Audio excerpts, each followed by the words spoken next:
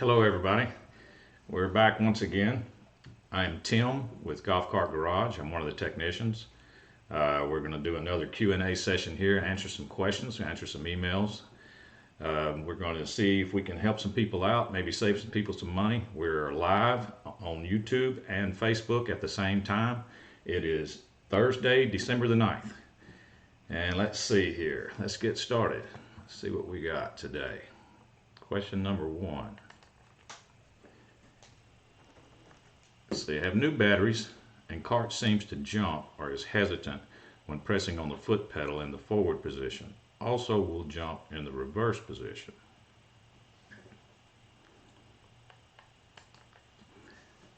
Well, I don't have any information on what kind of cart you have. It could be several things, but I would like to know a little bit more. I'd like to know which electrical system you have. That way I would know.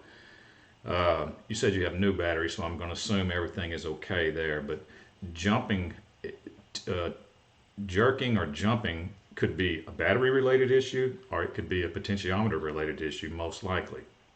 But I'd need a little more information about your cart in order to make a guess on it. Let's see, number 2. Troubleshooting. Push gas pedal down, nothing happens. I've put new clutch front and rear, 96 Club Car. Something is discharging my battery. All right, I don't think your clutch work has anything to do. You say you push the pedal and nothing happens. Well, and something's discharging your battery. So maybe nothing is happening because your battery is dead. So we have to figure out why is your battery going dead, not able to crank your car when you touch the gas pedal like it's supposed to. What I have seen in the past is the voltage regulator on gas cars can fail in a way where not only will it not charge your battery while you're driving like it's supposed to, but it will actually discharge your battery while you're driving. It will literally suck energy out of your battery. I've seen them fail like that. So as you're driving along, your battery is getting drained, and then the power is going away, and it gets all the way down to the bottom. The cart starts spitting and sputtering and eventually goes dead, and then you got nothing. You won't crank back up. So my guess on that would most likely be voltage regulator could be the source of all of your issues that you have described there. We're going to go to number 3. I have a 2005 EZGO golf cart Freedom model. I want to change my front shocks. Do I have to drill out all the rivets holding the front cowling on to reach the front shocks? Well, I know what you're talking about, and it may not be necessary to drill out all the rivets and basically remove the front body to get to those nuts on top of the shocks, but it sure would make it a lot easier. It would make the project a lot easier. You could try laying down on the concrete, getting a curved wrench or something up to the top of that shock. You could try going in through the dash where the ball holder is. You could even consider cutting a hole in one of your glove boxes in order to get to it. But taking the front body panel off and drilling out all those rivets would sure make that job a lot easier. I've done it myself. Okay, let's go to number 4 here. I have a Club Car DS 2000 model 48. The cart kills at least one battery in a few months. What would be causing this issue?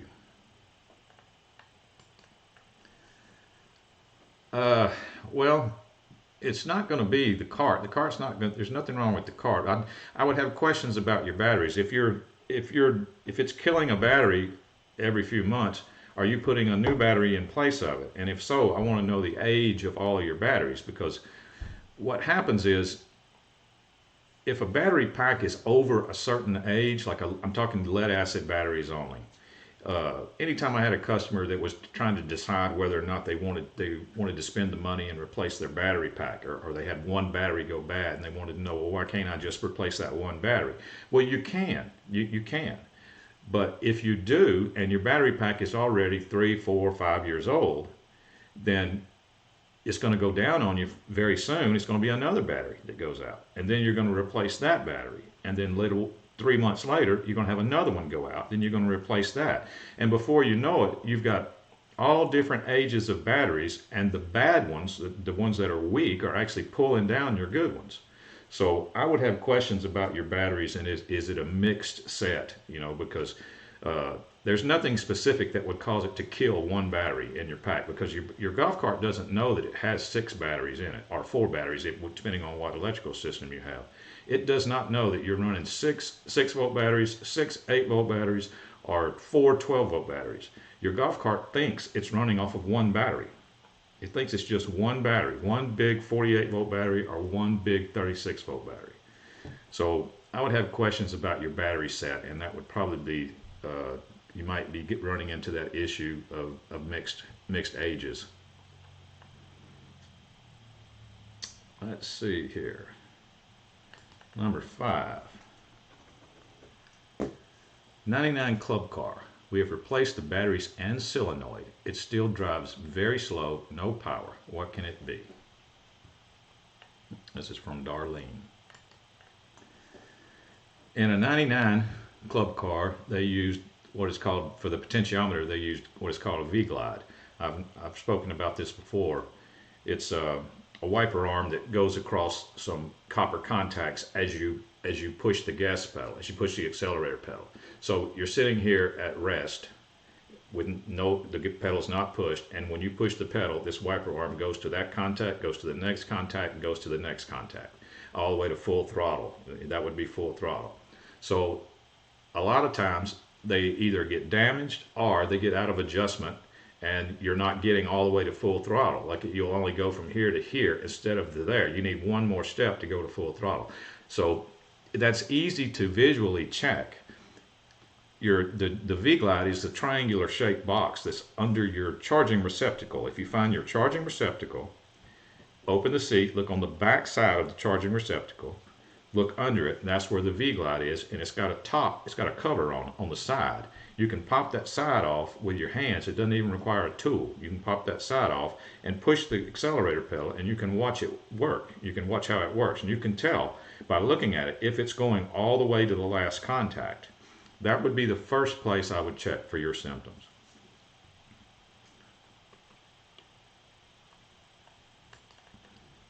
Okay, number 6. I have a 2004 Yamaha 22e GMAX. The light bulbs are dual filament, but I do not have the capabilities to click high beams. Is that normal? Can I replace with a single filament LED bulb, since the current bulbs put out 0 visibility?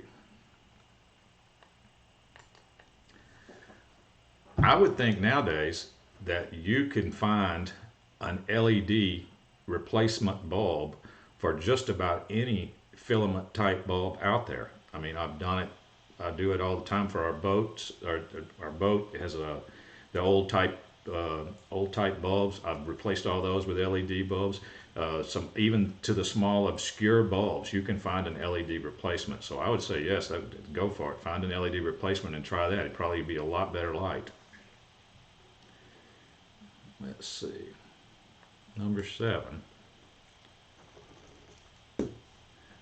My wife accidentally drove our 2004 Western golf cart through the back door, causing a bent frame. I am learning that a bent frame cannot be fixed. I liked my cart and had invested in new batteries, controller, turn signals, etc. Well, I feel bad for you that happened. This is what happens when you're doing your research and you're finding out that a bent frame can't be fixed. That's probably insurance related, because of course a bent frame, it can be fixed. It's just that insurance companies, when they, like at a golf course, when they have fleets of cars, you can imagine there's occasionally a bent frame comes up. Well, the insurance company shows up, and if they see a bent frame, or the warranty person shows up, which used to be me, by the way, shows up, and if it's a bent frame, the insurance company is going to total it, you know, because they deem it unsafe. So the answer to your question is, of course it can be straightened, but it's going to be a big project because you're going to literally probably have to take off everything off the car down to the frame. You're going to have to take it to somebody that knows what they're doing, that has a frame stretcher for an automobile or some type of shop like that, that is willing to do the project, and you have to be willing to do the project too, because you're going to need, most likely going to need to dismantle your entire cart. But yes, it could be done. Let's see. We're going to go to number 8. This is from Frank P. I have a 2015 club car. I still would like to make it a little faster. Can I put a 400 amp controller in it?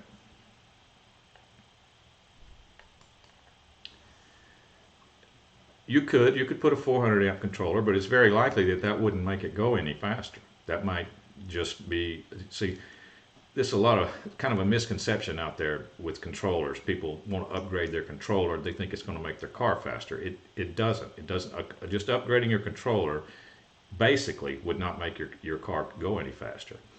You'd have to get a higher speed motor in order to make it go faster. Upgrading the controller gives you more amps. It gives you more available amps. Now, if you want to go faster, you have to understand this too. When you put a higher speed motor in there, it's going to require, to function properly, it's going to require more available amps. So the best thing to do if you want the most gain for your money would be to replace the controller and the motor. Now, if you wanted just to replace the controller first, I always advise anybody that's going to upgrade their golf cart to that point, I always advise replace the controller first, because it won't hurt anything. And then you're ready to replace the motor. You've already got a good controller for the motor. If you just replace the motor, it could put too much of a strain on your stock controller. So you need to upgrade your controller first. Now, your car being a 2015 club car, you do understand that there is a diagnostic port that Club Car can plug their computer into and speed it up to a certain point. You need to figure out what it's set on now, because it's got like a bunch of settings in there that can speed it up to about 19 miles per hour. So you might want to check on that and and see if that's enough for you before you decide to do the motor route. Okay, number 9. This is from Deborah. Golf cart was jerking really bad and then just stopped. Tried to check to make sure the charge was good, and when plugging in the charger, it immediately starts to go to the right on the gauge of the golf cart. The batteries are brand new and water was fine. The gauge is showing that the batteries are fully charged.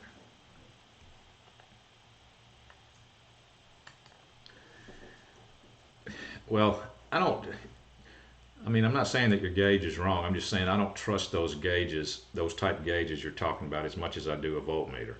I trust voltmeter readings a lot better.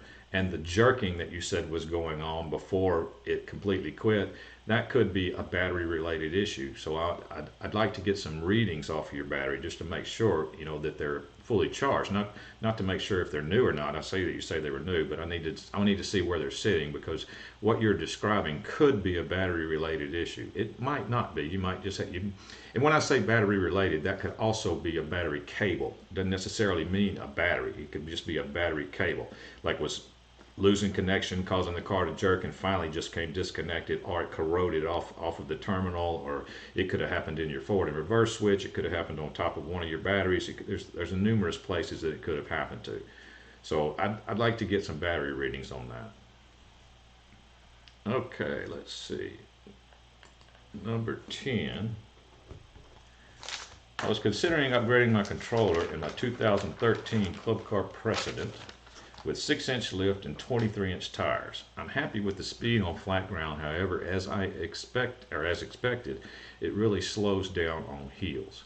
I know it has a 250 amp Curtis controller from the factory. Would getting a 350 amp controller from you make a noticeable difference in torque going up heels? Here's the deal with that. 250 to 350 is not really going to make that big a difference. You may not even be able to tell any difference whatsoever. So your car is already pulling more amps than it normally does because of the lift kit and the taller tires. And like as I stated earlier, you could put a 500 amp in there and it wouldn't hurt anything. It wouldn't hurt anything at all. Because it's on another misconception that people have. When they get an upgraded controller and they know that it's more amps, it's just more available amps. It's not actually pushing 500 amps to your motor. Your motor is only going to take whatever it needs. It's only going to pull the amount of amps that it needs in order to get the job done.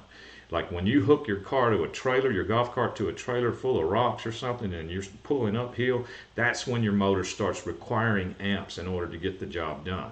And if you only have 275 or 250 available, that's all it's going to be able to do is 250. But if you got 500 available, it will pull more. It's not going to make any difference, probably just 250 to 350 on the stock motor. You might be able to tell something. You might be able to tell a little bit of difference. I'd go with 500 amp. That way, if that's not enough, if that didn't make enough big enough difference, then you could put a torque motor in your car and it'd wake it up and it'd do anything you needed on hills. That's what I would do.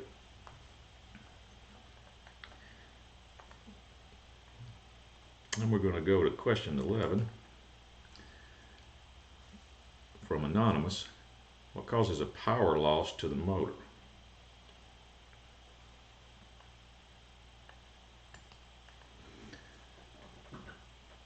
Well, there's numerous things that can cause power loss to the motor. Obviously, there's multiple connections on batteries. There's multiple connections going from the controller or resistors, whatever kind of car that you're talking about. That I would need a lot more information. So feel free to go to golfcartgarage.com and find this link on the homepage of Gearheads on Demand. Click on that and you can set up an appointment with me and we'll talk about it. I'm going to need more information on your car.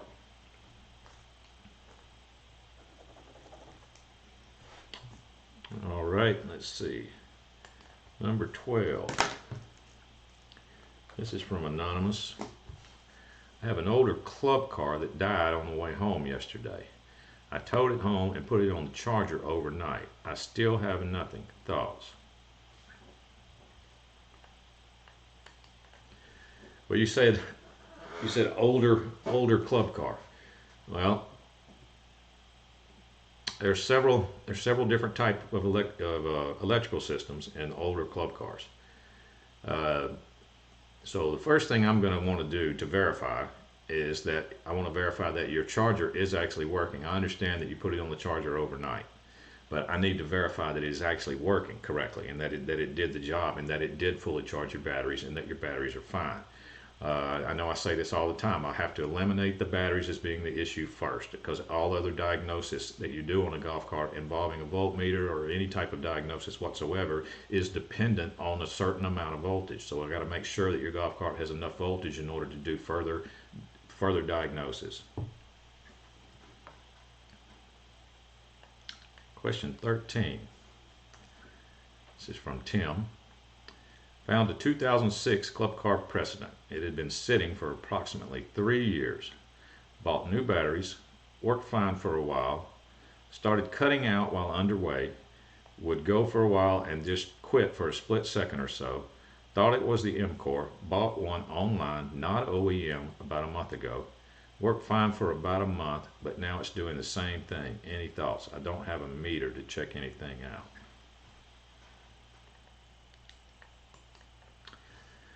Well, if you bought an 𝗵𝗀𝗀𝗃 and it actually fixed the problem for a while, but now it's back, it's starting to do it again,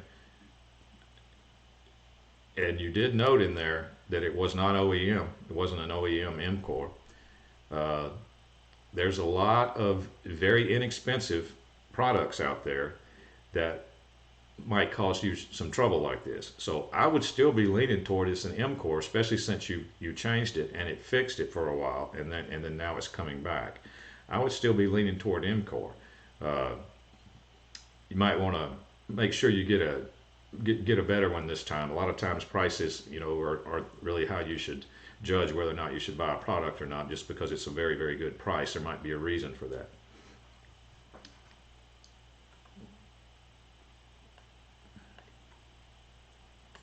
Okay, question number 14. I have an RXB. How do I test my ignition switch? Well, the way that I test ignition switches is just with a simple continuity test.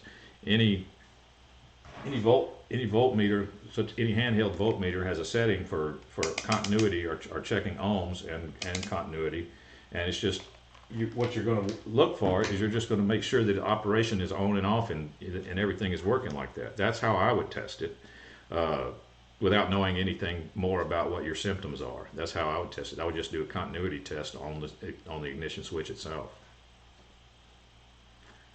All right, let's see. Number 15. How do I know if the cart is charging properly? This is what I do. I plug the charger into the cart. Well, first I take a reading on my batteries. Like I either take a reading on just one battery, or I can take a reading on the entire battery pack. If it's a 36 volt car, it's going to be showing like 37 something volts or something. If it's a nice battery pack. If it's a 48 volt car, it could be showing anywhere from 49 to 50 volts, just sitting there without the charger plugged in, without the charger running. So I'll take a reading on my batteries before I plug the charger in. Then plug the charger in. Once the charger is plugged in, take another reading on your batteries. You should see your volts immediately start rising. They should immediately start rising. If they do, at that point your charger is working properly. Now, on a 36 volt car, the total voltage in your battery pack before the charger shuts off could be as high as 46 volts, 46, even 48 volts in a 36 volt car.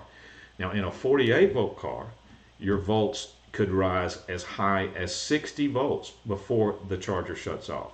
So be aware of that. Don't be freaked out if you take a reading on your batteries and he says, "Oh my God, the charger it's at 60 volts." Well, it's probably about to shut off. So that would be normal. So a lot of people don't realize that the volts get up that high before the charger shuts off. So that's how you check one to see if it's operating properly. All right, number 16. My cart is an EZGO Textron, don't know the year. I have installed 6 new fully charged batteries in the cart, but the charger will not start. I know the charger is okay because I tested it with another cart. All right. This is what I've seen this a few times in my golf cart shop. When someone puts new batteries in their car, they forget a wire or two. They never forget the wires that hooks the batteries together, but sometimes they forget to hook the charging receptacle back up to the batteries. So what I'd want you to do is lift the seat, look at the back side of your charging receptacle. You should have 2 wires coming out, depending on what year your car is. Follow those wires. Follow each one of those wires and make sure you didn't forget to hook those up. All right, so follow those wires. One should be on the first battery positive and the other one should be on the last battery negative, or depending on which car what year your car is, it could be in another spot. But there's definitely going to be one that goes to the first battery positive. That's usually the one that people forget. So check that and see if that's it. If that's not it, if those are hooked up in the right place, then I want you to get a voltmeter and I want you to check for voltage inside the charging receptacle itself. Like close the seat, go back out to where you plug the car in and check for voltage right there. Because if you don't have voltage there, your charger's not going to come on.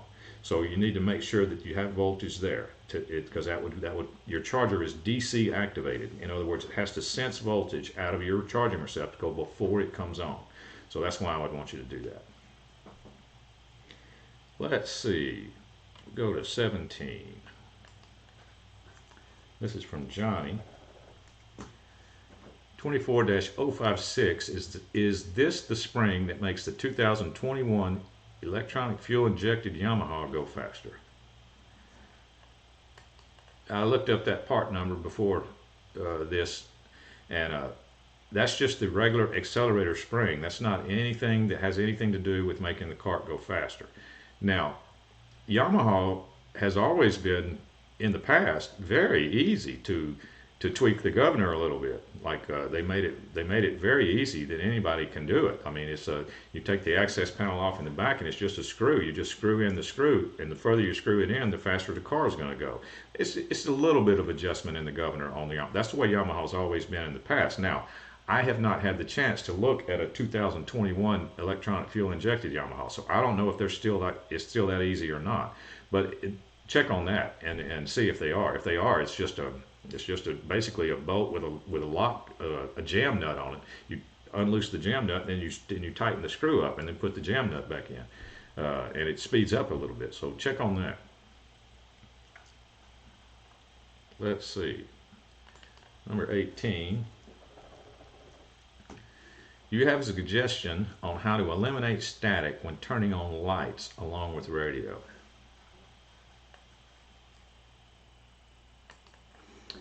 My first thought would be, are you sure it's your lights that are doing it? Because I haven't seen that. Now, I have seen static to the point where when you touch the gas pedal, when you're on the gas, the static would come in through the radio.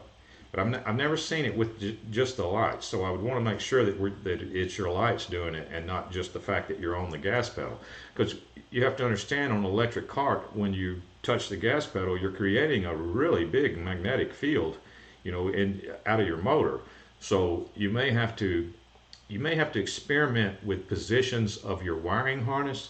Like for your radio, you may have to move it to the other side of the cart and try that, or move it to this side, or move it to the front, or just experiment with different positions, because obviously your wiring harness, if it's your lights, it's your wiring harness for your lights, is too close to something that's putting off, you know, some interference. So that's what I would do on that. You're just going to have to play with it and try to figure out what it is that's causing the interference, or what it's too close to. Let's see, number 19. When golf cart is turned off, the park brake is applied, the brake light is on. What is the fix for this? Well, depending on which brake light kit or which brake light manufacturer kit you ordered, they come with a timer. Just for that purpose. They come with a brake light timer relay. You hit the parking brake. Obviously, you just hit the brake when you hit the park. You see, the brake is separate from the parking brake. So when you hit the brake, obviously your brake lights come on. You hit the parking brake, your brake lights still come on, but you're going to go through a timer.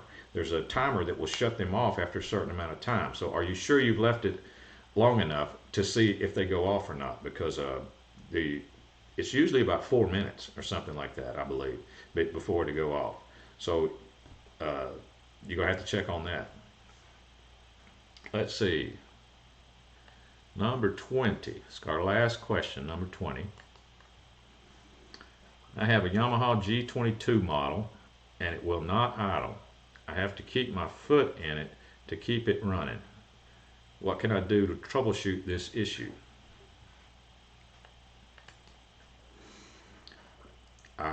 Believe it or not, I've had this question many times. A lot of people don't realize that golf carts in general do not idle. It's not supposed to idle. That's the normal operation. It's supposed to crank when you touch the gas pedal and you take off, and then when you let off, it goes dead. It doesn't sit there and idle. Now, some of the utility vehicles that Yamaha has, and Club Car and EZGO, they're utility lines. Some of them are key start, but just regular golf carts, none of them are key start. They're designed that way to have the least amount of noise on a golf course possible. And so the motor runs the least amount that it possibly can. So everything you're describing is normal. You have to keep your foot in it in order to go. You let your foot off and it goes dead. That's how it's supposed to work. All right, let's see. Let me go over here to Facebook and YouTube, see if we have any questions. Let's see. I'm on Facebook now. Let's see. This is from Jorge Quintana. My 2003 DS has lithium and a Novatus 440. At full speed, the cart cuts off. I let go of the gas pedal and push it again, and all is well. It only does this once in a while. Could it be a throttle control sensor?